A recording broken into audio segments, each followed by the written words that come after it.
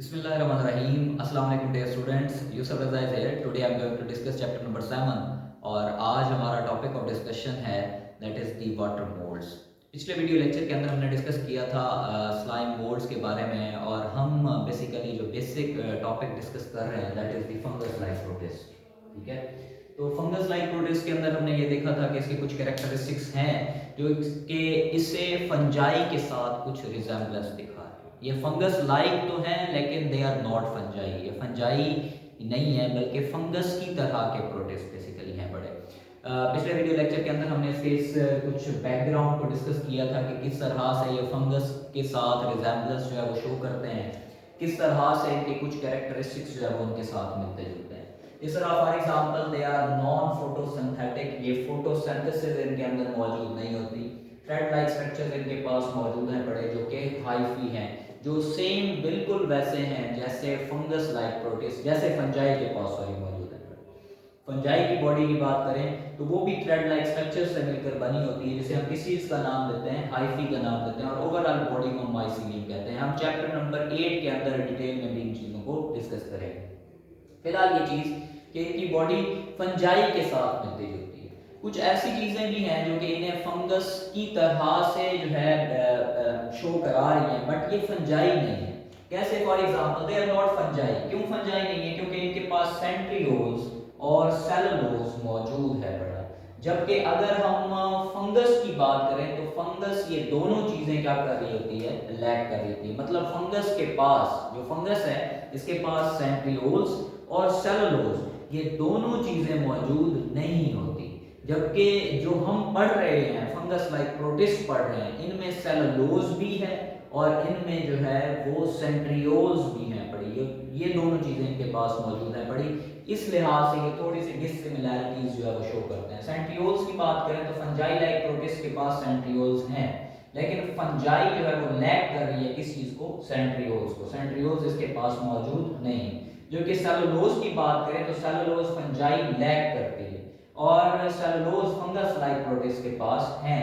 लेकिन फंजाई के पास जो चीज होती है वो क्या होती है, वो होती है काइटिन। इनके पास काइटिन मौजूद होती है बड़ी इनकी सेल वॉल में। तो ये कुछ कैरेक्टरिस्टिक्स है जो कि पिछले लेक्चर के अंदर भी हमने डिस्कस किए फंगस लाइक प्रोटिस्ट के बारे में। फिर हमने ये चीज देखी थी कि कुछ इसके मेजर ग्रुप्स जो हैं वो कौन कौन से हैं। तो हमने यहाँ पर दो मेजर जो है वो ग्रुप्स के बारे में पढ़ा। एक तो स्लाइम मोल्ड जो है, हमने पिछले वीडियो लेक्चर के अंदर उसको डिस्कस किया था। स्लाइम मोल्ड जो है वो किस तरह से है, इसकी दो बेसिक आपने स्टेजेस को देखा था। इसकी दो बेसिक स्टेजेस बेसिकली मौजूद है बड़ी। एक इसकी स्टेज है, लाइफ स्टेज है, उसका नाम है basically that is the feeding stage. उसे हम नाम देते हैं फीडिंग स्टेज का, जिसके दौरान जो है वो क्या कर रहा होता है, स्लाइम मोल्ड फीड कर रहा होता है। इसकी जो दूसरी स्टेज थी उसे हमने नाम दिया था that is called as the reproductive stage. इसे हम किस चीज का नाम देते हैं, रिप्रोडक्टिव स्टेज का नाम देते हैं। तो यूं हमने इसकी जो ओवरऑल लाइफ की स्टेजेस थी उसको हमने डिवाइड कर दिया है into two major parts, feeding stage and reproductive stage. जबकि वाटर मोड्स की अगर हम बात करें तो वाटर मोड्स आज हमारा बेसिकली जो टॉपिक ऑफ डिस्कशन है that is the water modes. हमने वाटर मोड्स को जो है वो डिस्कस करना है। वाटर मोड्स जो है ये किस तरह से बेसिकली वाटर मोड्स किस तरह से इनका एक लाइफ साइकिल है, किस तरह से ये वाटर मोड्स जो है वो एग्जिस्ट कर रहे होते हैं, हमने आज इस चीज को देखना। तो first of all water moulds की अगर हम बात करें तो ये सिमिलर स्ट्रक्चर शो करते हैं किसके साथ, फंजाई के साथ। फंजाई के साथ ये काफी जो है रिजेम्बलेंस शो कर रहे होते हैं। किस लिहाज से रिजेम्बलेंस शो करते हैं, तो इनकी रिजेम्बलेंस के हवाले से देखा गया तो इनके पास भी हाइफी मौजूद है पड़ा। इनके बहुत सारे कैरेक्टरिस्टिक्स जो हैं जैसे वो मिलते जुलते हैं, जैसे अभी हमने बात की। तो ये माना जाता है कि ये जो वाटर मोड्स हैं ये एंशिएंट ग्रुप्स हैं बड़े। ठीक है, ये पुराने ग्रुप्स हैं जिनमें जो है वो फंजाई लाइक कैरेक्टरिस्टिक्स मौजूद हैं और अच्छी खासी अमाउंट में फंगस लाइक कैरेक्टरिस्टिक्स मौजूद हैं बड़े। इसी तरह से लाइक हम बात करें तो इनमें जो सेलुलोज है वो बेसिकली इनके पास मौजूद है पड़ा। इसी तरह से ये जो है हाइफी भी रखते हैं, इनके पास हाइफी मौजूद है पड़ा। तो हाइफी के हवाले से देखें तो हाइफी जो है हमने पीछे भी बात की थी कि these are thread like structures. ये थ्रेड लाइक स्ट्रक्चर्स हैं बेसिकली जो कि मौजूद होते हैं बड़े किसके पास, फंजाई के पास मौजूद होते हैं। और सेम यही thread like structures water moulds के पास भी हैं और स्लाइम मोल्ड्स के पास भी हैं पड़े। तो ये कुछ कैरेक्टरिस्टिक्स हैं जिनकी बेसिस पे हम ये कहते हैं कि ये काफ़ी सिमिलैरिटीज जो है वो शो कर रहे होते हैं किसके साथ, फंजाई के साथ। इन कैरेक्टरिस्टिक्स की बेसिस पे हम ये कहते हैं। और इनमें एक चीज देखी गई है कि ये पैथोजेनिक ऑर्गेनिजम्स हैं, ये पैथोजेनिसिटी काज करते हैं। बहुत सारी जो है पैथोजेनिसिटी प्लांट्स के अंदर जो है इनकी वजह से एक बहुत बड़ा फेमाइन जो था वो भी काज हुआ इन पास।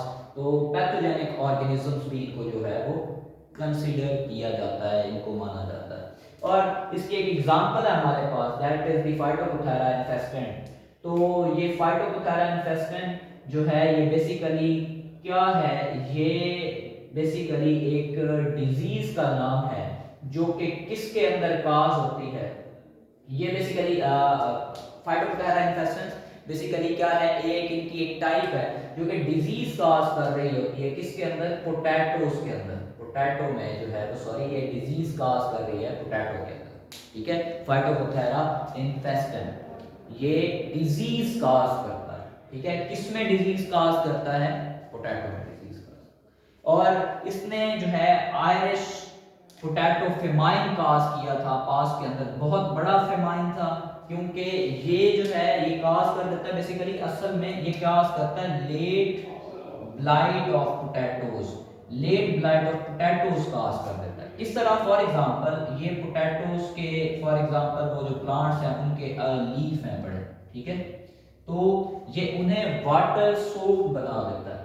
वाटर सोक्ड से पॉइंट्स बन जाते हैं, स्पॉट से बन जाते हैं। फॉर एग्जांपल इन एरिया में, जैसे यहाँ पर फॉर एग्जांपल इस एरिया में सारा क्लोरोफिल है पड़ा, इस एरिया में, ठीक है, ये सारा क्लोरोफिल और ये ग्रीन सा ये एरिया है। लेकिन जो फॉर एग्जांपल जिसके ऊपर जो है फाइटोप्थेरा इन्फेस्टेंट ये जो है ये काज हुआ है, तो इस एरिया में ये वाटर सोक्ड एरिया होगा, ये वाटर सोक्ड पॉइंट है पड़ा, या हम यूं कह लें कि स्पॉट है पड़ा, ये बन जाते हैं इसके ऊपर।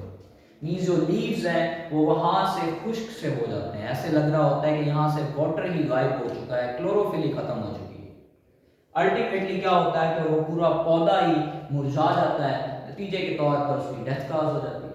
तो इस तरह से क्योंकि ये लीफ के अंदर पेनिट्रेट कर जाते हैं, लीफ के स्पेशली आपने ये चीज याद रखनी है कि ये जो लीफ है उसके मीजोफिल सेल के अंदर जो है, मीजोफिल सेल के अंदर बेसिकली अपनी क्या कर देते हैं, ब्रांचें बना देते हैं, जिससे क्या होगा कि वो डैमेज हो जाए। सेम ये पोटैटो के ऊपर इन्होंने ऐसे ही अटैक किया। पोटैटो के अंदर जब ये फंजाई गई, ये वाटर मोल्ड्स गई, ये ज्यादातर क्योंकि आयरलैंड के अंदर जो है वो रेन रेशो बहुत ज्यादा है, ठीक है, वहां पर जो है वो बारिश जो थी, रेन जो है, वाटर जो है वो अच्छा खासा जो है वो मौजूद था, मॉइस्चर था। इसकी वजह से वो मॉइस्ट एरिया में, क्योंकि हम जानते हैं मॉइस्चर की वजह से जो फंगस होती है ये क्या करती है, ग्रो करती है बड़ी फास्ट। तो ये फंगस ने वहां पर इसकी जो ग्रोथ हुई वो क्या हुई, ग्रोथ बड़ी फास्ट हुई, और इसने क्या किया, वहां पे जो पोटैटोस थे उन सारे के सारे पोटैटोस को जो था वो तबाह कर दिया था। और एक बहुत बड़ा आयरिश पोटैटो फेमाइन लेकर आया था ये फंगस। बाकायदा तौर पर लोगों ने आयरलैंड से मूव करके यूनाइटेड स्टेट्स चले गए, ठीक है, यूनाइटेड स्टेट्स बेसिकली जो है इसकी तरफ लोगों ने माइग्रेट किया था। किसकी वजह से, माइग्रेशन काज की थी सिर्फ और सिर्फ इस बहुत बड़े फेमाइन की वजह से, क्योंकि जो आयरिश पीपल्स हैं वो बहुत ज़्यादा जो है वो यूटिलाइज करते हैं पोटैटोज को as a source of food. तो वो जब इन चीज़ों को यूटिलाइज कर रहे थे तो वहाँ पर एक बहुत बड़ा फेमाइन आया, बहुत बड़ा एरिया जो था वो डिस्ट्रक्ट हुआ, जिसकी वजह से ये क्या हुआ, लोगों ने माइग्रेट किया और यूनाइटेड स्टेट्स मूव करके चले गए थे। रीज़न क्या थी, रीज़न ये थी फाइटोप्थेरा इन्फेस्टेंट, क्योंकि ये पोटैटो में डिजीज काज कर रहा था। कौन सी disease, late blight of potatoes. वो जो पोटैटोस थे उनको डैमेज कर देता था, उनके स्पेशली पौधों को भी डैमेज कर देता था, और इटसेल्फ उस पोटैटो को जो फ्रूट है उसे भी डैमेज कर देता था। उसके अंदर जो है वो क्या काज कर देता था, वाटर सोक्ड स्पॉट्स से बन जाते थे, उन जगहों पर जो है स्पॉट से आ जाते थे। लाइक जिस तरह मैंने ये लीफ के अंदर दिखाया, यहाँ पर फॉर एग्जांपल इस एरिया में, ब्लैक एरिया में क्लोरोफिल है, लेकिन ये जो ये एरिया यहाँ पर ये खुश्क हो चुका होता है, और अल्टीमेटली पौधा डैमेज, फोटोसिंथेसिस उसकी रुक जाती है और वो सारा प्रोसेस उसका स्टॉप हो जाता है। ये एक इस तरह से फॉर एग्जांपल है दिखाया गया है, ये लीफ की लोअर एपिडर्मिस मौजूद है बड़ी, ठीक है। ये स्पोरेंजियोफोर है, स्पोरेंजियोफोर, ठीक है। ये मैं ऑलरेडी डिस्कस कर चुका हूँ पिछले लेक्चर के अंदर कि स्पोरेंजियोफोर क्या होता है। स्पोरेंजियोफोर के बाद ये जो ये स्ट्रक्चर है that is called as the sporangium, इसे हम नाम देते हैं स्पोरेंजियम का या स्पोरेंजिया। इस स्ट्रक्चर को मैं थोड़ा सा बड़ा करके जो है दिखा देता हूँ। फॉर एग्जांपल ये इस तरह से, ठीक है। तो ये जो ये स्ट्रक्चर है दैट इज द स्पोरेंजियम, ठीक है। और इसके अंदर ये छोटे छोटे क्या लगेंगे, स्पोर्स लगेंगे। तो इसके अंदर यूं ये क्या लगे हुए हैं जी, स्पोर्स लगे हुए हैं, ठीक है। ये फॉर एग्जांपल क्या था कि कोई लीफ है पड़ा यहाँ पर इस एरिया में, ये जो है ये लीफ है, यस लेट्स कंसीडर दिस। तो जो उसके मीजोफिल सेल्स हैं ये वाले, ये मीजोफिल सेल्स कंसीडर कर लें, लीफ के अंदर मौजूद है। तो ये है दीज आर मीजोफिल सेल्स, ये मीजोफिल सेल्स हैं। देखिए मीजोफिल सेल्स के अंदर ये जो मैं ड्रा करने लगा हूँ रेड कलर से, ये बेसिकली यूं ये ब्रांचें आ गई हैं। किसकी ब्रांचेस आ गई हैं, ये हैं ब्रांचेस इनसाइड द होस्ट, ये फंगस की। ये रेड कलर में यूं कह लें क्या है, ये है वाटर मोल्ड है बड़ा। ये वाटर मोल्ड यूं अंदर पेनिट्रेट कर जाता है, मीजोफिल सेल के अंदर चला जाता है, ठीक है। इस वजह से इसे वाटर मोल्ड कहते हैं। इंटरनली बहुत आगे जो है वो मूव करता जाता है। ऐसी फंगस है जो कि वाटर के ऊपर बहुत अच्छी ग्रो करती है, वाटर की प्रेजेंस में सॉरी बहुत अच्छा ग्रो करती है। वैसे भी अगर हम फंगस की बात करें तो मॉइस्ट एरिया में इनकी ग्रोथ बहुत ज़्यादा जो है वो फास्ट होती है। तो वाटर मोल्ड्स इस लिहाज से बहुत ज़्यादा इन्होंने क्या किया, डैमेज काज किया था, और इसकी वजह से बहुत बड़ा एक फेमाइन जो है वो आया था आयरलैंड के अंदर। So that is the whole story about the water modes. Hope so it will be helpful for you people. Thank you so much. Allah Hafiz.